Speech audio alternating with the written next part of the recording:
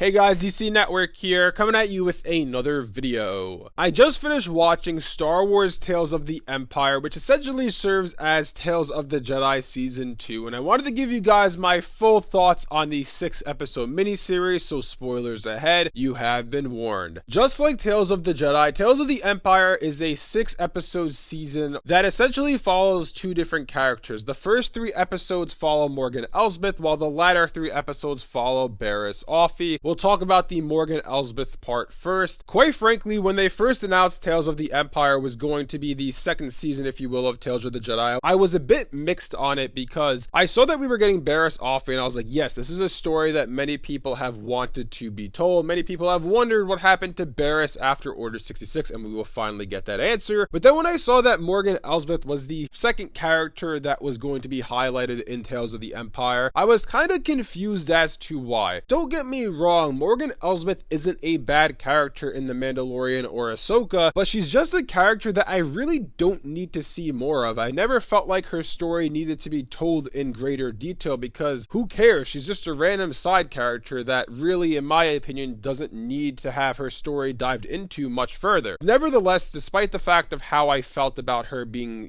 one of the characters highlighted in this show, we had 3 episodes based on her, the first of which essentially showed General Grievous fighting her and the Night Sisters and killing them all on Dathomir. That I thought was a cool episode, but I thought the second half of it dragged a little bit. Then we had the middle episode, which was following Grand Admiral Thrawn and how she met him. That was an interesting episode for a multitude of reasons. Number one, it shows that she's actually the person who designed the TIE Defender, which was rather cool to see. And number two, it kind of gives an interesting look at Thrawn. Quite frankly, I feel like if they had 3 episodes dedicated to Thrawn instead of Morgan Elsbeth, that would have been much better in my opinion. But it kind of shows that Thrawn had a line in it where he said, the Empire cares more about cost than they do about their army's efficiency, and that's going to lead to its downfall. So it kind of sounds like he was predicting the fall of the Empire, which makes his character even more interesting because if he knew the Empire was going to fall, then why was he a part of it? What was his plan? Was his plan to eventually take it over once it falls and be the new Empire, the new Emperor, if you will? That's something that we'll probably see develop more so in Ahsoka and the movie that's coming in 2027 or 2028. But nevertheless, I thought that was a really interesting look into Thrawn's character, and quite frankly, like I said before, I feel like he would have been a better character to highlight in these 3 episodes as opposed to Morgan Elsbeth. The last episode in her arc just showed her in the age of the New Republic and how she's kind of just a tyrannous leader, just leading over her people or really slaving her people, enslaving them, because she's not much of a great leader. And it shows that a New Republic officer comes to arrest her, and of course she's not gonna let that happen, so she burns the planet, burns the forest, and kills the New Republic officer. Overall, I thought her arc, her 3 episodes were okay. I didn't think they were amazing. I thought the Thrawn one was really interesting, but other than that, I thought it was great to see General Grievous again. Actually, in the first episode, I really enjoyed seeing his character again, and quite frankly would love to see a season 3, maybe Tales of the Separatists. We'll make another video if you guys enjoy this one diving into that, but maybe a Tales of the Separatist where we see the origins of General Grievous, how he went from this world-renowned warrior to then becoming the leader of the Separatist army. I think that would be a really cool story to dive into, and quite frankly, I just want to see more Grievous after coming out of this Morgan Elsbeth arc. The second story that they told in Tales of the Empire, obviously as I discussed before, is Barriss Offee. What happens to her after Order 66? And I'm just going to say, just like with Tales of the Jedi, I felt with Tales of the Jedi that the Count Dooku arc kind of overshadowed everything else. I thought Ahsoka's was good but not amazing, and Dooku's was just next level. I wouldn't say that Barriss is